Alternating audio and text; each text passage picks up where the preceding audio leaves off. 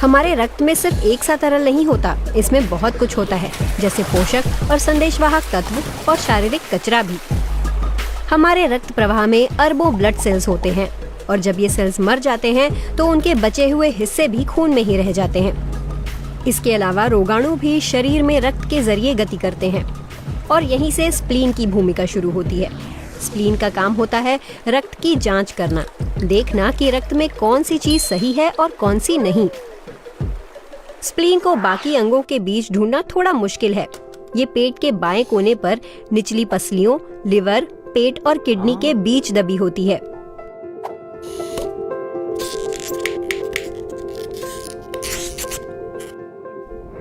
ये सिर्फ 10 सेंटीमीटर या उससे जरा सी बड़ी होती है।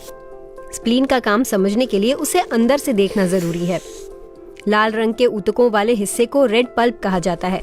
यहाँ पुरानी, संक्रमित या मरी हुई लाल रक्त कोशिकाओं को मैक्रोफेज नाम के अन्य सेल्स निगल जाते हैं और अहम तत्व जैसे आयरन रक्त में वापस भेज दिए जाते हैं।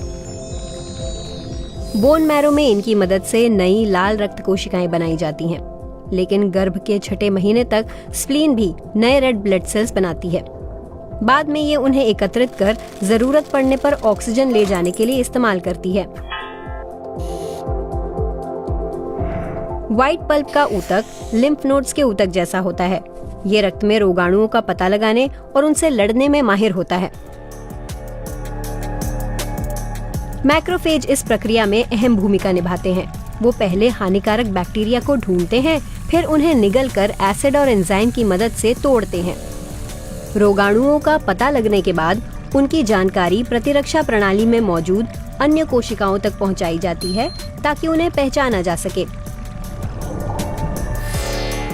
और स्प्लीन श्वेत रक्त कोशिकाओं को भी रोगाणुओं से लड़ने के लिए ट्रेन करना शुरू कर देता है।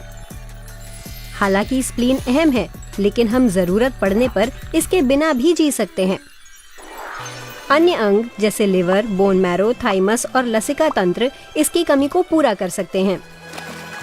लेकिन जिनकी स्प्लीन निकाल दी जाती है, उनका इम्यून सिस्टम कमजोर हो जाता है और बीमारियों का खतरा बढ़ जाता है। आखिर टीम में विशेषज्ञों का होना हमेशा अच्छा होता है।